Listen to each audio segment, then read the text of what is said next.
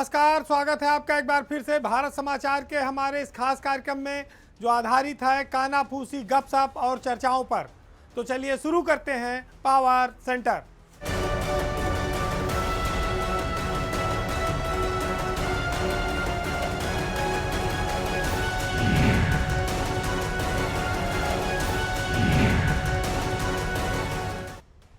आज सबसे पहले बात बसपा मुखिया मायावती की। हालांकि मायावती की पार्टी इन दिनों शोक में डूबी है, लेकिन इस शोक के कुछ दिन पहले उन्होंने ऐसा काम किया जिससे उनकी पार्टी को राजनीति में कोई बुलंदी तो मिलती नहीं दिख रही है। आप ये कह सकते हैं कि मायावती की जो माया है वो निराली रही है। अगर देखा जाए तो राजनीति में संघर्ष करने के बजाय वह इन दिनों परिवार के संघर्ष को लेकर ज़्यादा चर्चा में है।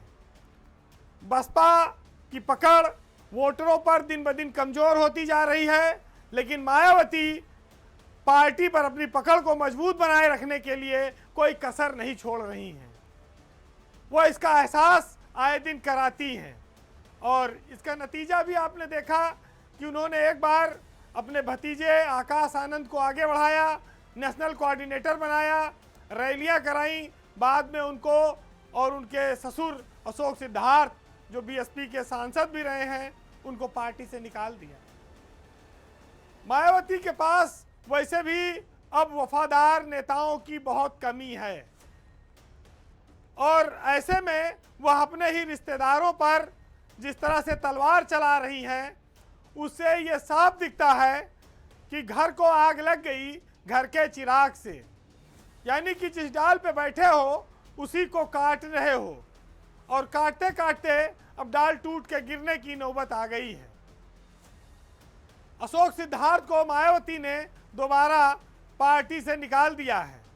अशोक सिद्धार्थ आकाश आनंद के ससुर हैं, तो समस्या इस बात की है कि बड़े नाम आपके पास रहे नहीं। एकमात्र विधायक उमाशंकर थे जिनका निधन हो गया, विधानसभा में भी आपकी उपस्थिति जीरो हो गई और इधर एक एक करके वो अपने वफादारों को ही लगातार पार्टी से बाहर कर रही हैं। मायावती पिछला लोकसभा का चुनाव अकेले लड़ी थी। हालांकि उनसे कई लोग गठबंधन करना चाहते थे, लेकिन वो गठबंधन में नहीं गई। एक ये मैसेज गया कि वो भाजपा से डरी हुई हैं और इसीलिए वो किसी के साथ गठबंधन नहीं कर रही हैं। अब दोबारा से उत्तर प्रदेश में विधानसभा के चुनाव आ रहे हैं, लेकिन हैरत इस बात की होती है कि अपने राज्य में, मूल राज्य में, उत्तर प्रदेश में मायावती की पार्टी, उसका वोट बैंक सब जमीन पर आ गया है। न विधान परिषद में कोई मेंबर है, न विधानसभा में।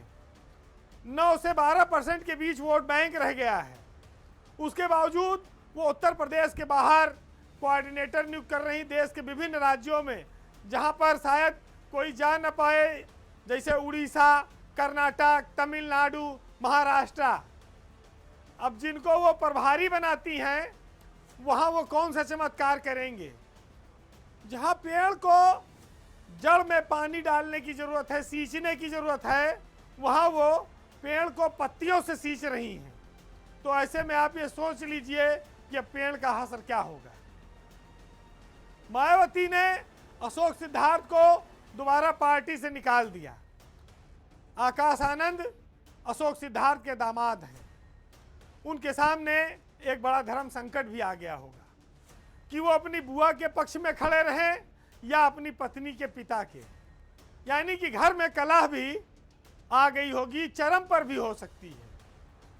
लेकिन सवाल फिर घूम फिर कर वही आता है कि मायावती उत्तर प्रदेश में अपनी पार्टी और संगठन को क्यों नहीं मजबूत कर रही हैं। यूपी में उनकी जड़ें कमज़ोर हो गई, उन्हें बचाने की कोशिश नहीं हो रही है। उल्टे वो अपने नेताओं को दूर दराज के राज्यों में प्रभारी बनाकर चमत्कार में लगाए हुए हैं। उनकी कार्यशैली ऐसी लगती है कि वो खुद को समेट लेना चाहती हैं। वो चुनाव तो लड़ेंगी, लेकिन कितने दमखम से लड़ेंगी ये बहुत आशंका है। इस बात की आशंका ये भी बनती है कि मायावती चुनाव क्या आप सिर्फ नाम के लिए लड़ रही हैं या जीतने के लिए या किसी और को जिताने के लिए?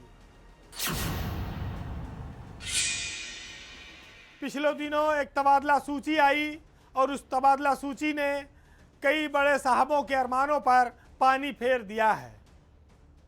कहते हैं कि यूपी के जो अफसर दिल्ली और नोएडा की चकाचौंध देख लेते हैं, उनका मन भला कहाँ पूर्वांचल में और मंडलायुक्त जैसे पदों पर लगेगा। लेकिन किस्मत ही ऐसी उनकी रूठी है तो झेलना तो पड़ेगा ही। बात तबादले में 13 आईएएस अफसरों के इधर से उधर होने की है। जो लोग अच्छे दिनों की उम्मीद लगाए थे, उनकी उम्मीदें धाराशायी हो गई। नोएडा के सीईओ रहे लोकेश यम इसमें नंबर 1 पर हैं। आप ये कह सकते हैं कि लोकेश यम घूम फिर कर वहीं पहुंच गए हैं जहां से चले थे। यानी कि एक जब वक्त था कि वो कानपुर के मंडलायुक्त से सीईओ नोएडा के पद पर पहुंचे थे और उसके बाद हादसा हुआ, युवराज मेहता की मौत हुई और उसके बाद भी उन्होंने दिल्ली मेट्रो, नोएडा मेट्रो के पोस्टर पर अपनी जो संगीतमय प्रस्तुति दर्ज कराई। उसके बाद सरकार ने उनको वहां से हटा दिया। वो लाए गए लखनऊ में पीडब्ल्यूडी विभाग में सचिव बनाकर थोड़ा सम्मानजनक जगह पर, लेकिन 6 महीने के भीतर ही फिर उन्हें अब प्रयागराज मंडल का कमिश्नर बनाकर भेज दिया गया है। वहाँ वैसे वो जाना नहीं चाहते थे लेकिन जाना पड़ा। महत्वपूर्ण बात यह भी है कि सौम्या अग्रवाल जो काफ़ी समय से लखनऊ आने की कोशिश कर रही थी, सरकार ने उनको कानपुर भेज दिया लेबर कमिश्नर बनाकर। सौम्या के जो पति हैं वो लखनऊ में आईजी हैं। उनकी काफ़ी कोशिशें थी लेकिन कहा जाता है कि उनके पति के गृह विभाग में भी हटने की जो चर्चाएं हैं, उसका शायद खामियाजा सौम्या अग्रवाल को भी कुछ झेलना पड़ रहा है। अब इन 2 चर्चित अफसरों के बाद एक नाम है वैभव श्रीवास्तव का। वैभव श्रीवास्तव बस्ती मंडल के नए कमिश्नर बनाए गए हैं। वो पीसीडीएफ यानी कि दुग्ध विकास के एमडी हुआ करते थे। कहते हैं कि कुछ उम्मीद थी वैभव श्रीवास्तव को कि शायद कुछ अच्छा हो जाएगा, लेकिन उससे भी खराब हो गया। पीसीडीएफ में दूध दही तो कम से कम था, अब तो कमिश्नर बस्ती में कुछ भी नहीं है। न वहाँ कोई अथॉरिटी है, न वैसा कोई वो बड़ा विकसित मंडल है। उनकी जो पुरानी छवि है वो उनका पीछा कर रही है और उनको इसीलिए प्रदेश की सबसे छोटी कमिश्नरी में कमिश्नर बनाया गया है। भूपेंद्र चौधरी एक बार फिर नाकाम होकर, बेआबरू होकर तेरे कूचे से हम निकले बरेली मंडलायुक्त पद से वापस आ गए हैं। उनको सबसे खराब माने जाने वाले प्रशासनिक सुधार विभाग का सचिव बनाया गया है, जहां पर ना तो कोई फाइल है ना तो कोई काम है। सरकार जिन अफसरों से नाराज होती है उनको ऐसे विभागों में भेजकर किनारे लगा देती है। इस पूरे तबादला सूची में एक महत्वपूर्ण नाम है अनिल ढींगरा का। अनिल ढींगरा गोरखपुर के कमिश्नर थे, मुख्यमंत्री के मंडल के कमिश्नर रहे।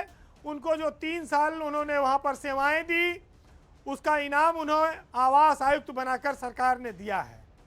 मुख्यमंत्री ने अनिल ढींगरा को उत्तर प्रदेश का नया आवास आयुक्त नियुक्त किया है। तो ढींगरा की जो छवि है उसके मुताबिक मुख्यमंत्री ने उनको एक बड़ा पद लखनऊ में दिया है। उनकी जगह पर बलकार सिंह थे। बलकार सिंह को आवास आयुक्त से हटना नहीं था, लेकिन चूंकि अनिल ढींगरा 3 साल पूरा कर चुके थे, चुनाव से पहले उनको हटाना था, इसलिए वहां आवास आयुक्त के तौर पर उनको लाया गया।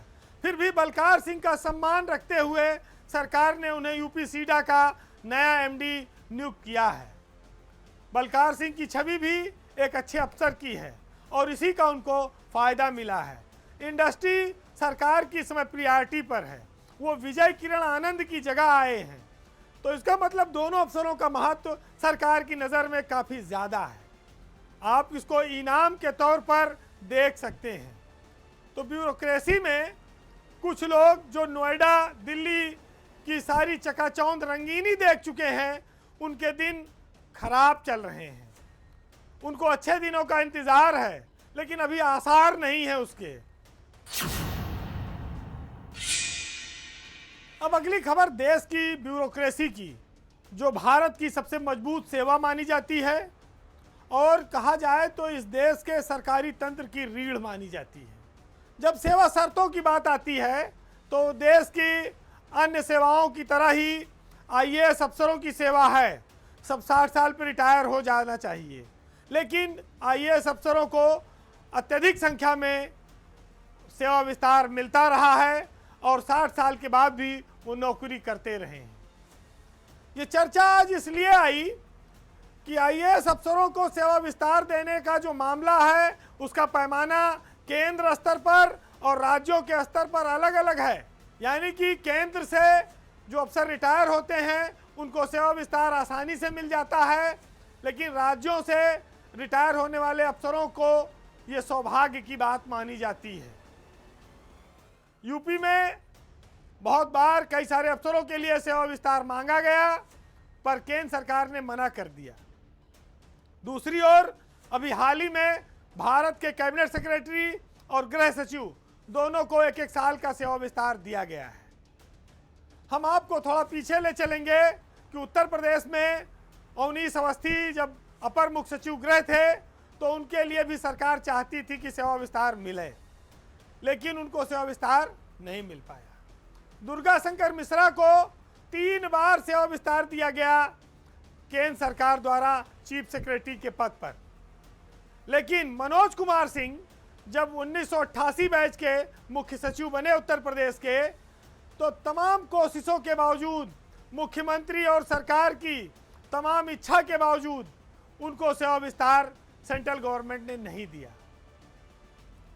तो दुर्गा शंकर मिश्रा को बताया जाता है कि वो केंद्र की पसंद थे, इसलिए उनको 3 बार सेवा विस्तार मिला और मुख्य सचिव रिटायरमेंट के बाद बनाए रखा गया। ऐसा साफ तौर पर माना जाता है कि सेवा विस्तार उन्हीं अफसरों को मिलता है जो प्रधानमंत्री या गृह मंत्री की पसंद होते हैं, अन्यथा राज्य लाख कोशिश करते हैं, उनके चहेते अफसरों को घर बैठना पड़ता है।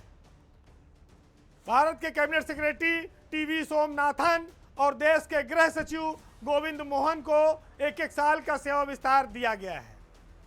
केंद्र में लगातार बढ़ती हुई यह एक परंपरा सी बन गई है। मैं ये बात किसी एक अधिकारी की योग्यता या ईमानदारी पर संदेह पैदा करने के लिए नहीं कह रहा हूँ। ये मुद्दा बहुत संस्थागत व्यवस्था का है, क्योंकि जब किसी शीर्ष अधिकारी का कार्यकाल बढ़ाया जाता है तो नीचे पदोन्नत की पूरी प्रक्रिया प्रभावित हो जाती है, एक श्रृंखला रुक जाती है।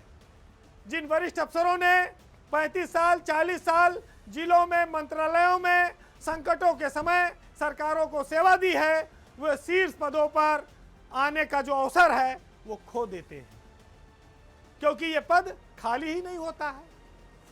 नौकरशाही में जब योग्यता और प्रक्रिया के बजाय असाधारण विवेक से फैसले होते हैं तो व्यवस्था के प्रति भरोसा कम होता है।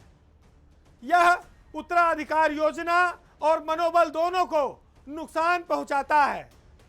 देश में सुधारात्मक उपाय और राष्ट्रीय सुरक्षा के मुद्दों पर निरंतरता जरूरी है, लेकिन इसे अस्थायी विकल्प नहीं बनाया जाना चाहिए। परिपक्व लोकतंत्र में शीर्ष नौकरशाही पदों पर बदलाव एक सामान्य अपेक्षा है। असाधारण विस्तार दुर्लभतम केस हैं, इसकी समीक्षा की जानी चाहिए। अगर हर बार मौजूद अधिकारी ही काबिल माना जाएगा तो व्यवस्था में नया नेतृत्व कैसे तैयार होगा। मजबूत लोकतंत्र अपहार्य व्यक्तियों से नहीं बनते हैं, बल्कि वो ऐसी संस्थाओं से बनते हैं जो किसी के जाने के बाद भी मजबूती से बनी रहें, चलती रहें। मैं यहाँ कोई पक्षपातपूर्ण सवाल नहीं पैदा कर रहा, पर क्या हम निर्भरता की व्यवस्था बना रहे हैं, उसे पोषित कर रहे हैं, या आत्मनिर्भर उत्तराधिकार की व्यवस्था बन रही है? ये सोचने की जरूरत है। इस देश में अधिकारियों की महत्ता से इनकार नहीं किया गया है, लेकिन जो एक तंत्र चला आ रहा है, नई सरकारों के लिए भी, आने वाली सरकारों के लिए भी आपको ये उदाहरण रोकने होंगे, कुछ रास्ते छोड़ने होंगे। नीचे के लोग ऊपर आते रहें और साइकिल में घूमकर अपनी प्रक्रिया पूरी करके जाते रहें। यही लोकतंत्र की खूबसूरती रही है, इसी के लिए लोकतंत्र को लोग महत्व देते हैं। सिर्फ इसलिए नहीं कि हमारा जो पसंदीदा है, चहेता है, वो लगातार बना रहे। अब एक कानाफूसी से जुड़ी हुई खबर है। गृह विभाग में बड़ी हलचल मची हुई है। कोई रिपोर्ट लीक हुई जिसकी गाज कई अफसरों पर गिर चुकी है। हम लोग जब टीवी पर छोटे थे तो एक विज्ञापन देखते थे कि पूरे घर के बदल डालेंगे। तब उसमें घर के बल्ब बदलने की बात होती थी, रोशनी की बात होती थी। लेकिन वैसा ही हाल इन दिनों उत्तर प्रदेश के गृह विभाग का है, जिसमें एक एक करके सारे बल्ब बदले जा रहे हैं। पहले अपर मुख्य सचिव संजय प्रसाद के लंबी छुट्टी पर जाने की खबर आई थी। उसके बाद एक एक करके गृह विभाग के 2 सचिवों को संजय प्रसाद के विभाग से हटा दिया गया। जब इतने सारे घटनाक्रम एक साथ होने लगे, तब लोगों में चर्चा शुरू हुई, गपशप शुरू हुई कि गृह विभाग में अचानक से ये ग्रहण क्यों लग गया है। बताया जाता है कि जो मामला है, एक कोई गोपनीय रिपोर्ट है सर्वे की, वो लीक हो गई, जिसके चलते अफसरों पर कार्रवाई शुरू हुई है। गृह विभाग की चर्चाओं पर गौर करें तो मुख्यमंत्री की जो वीसी हुई थी, जिसमें उन्होंने संजय प्रसाद जो अपर मुख्य सचिव हैं उनके प्रति जब नाराजगी जताई तो उसका काफ़ी निगेटिव प्रचार हुआ।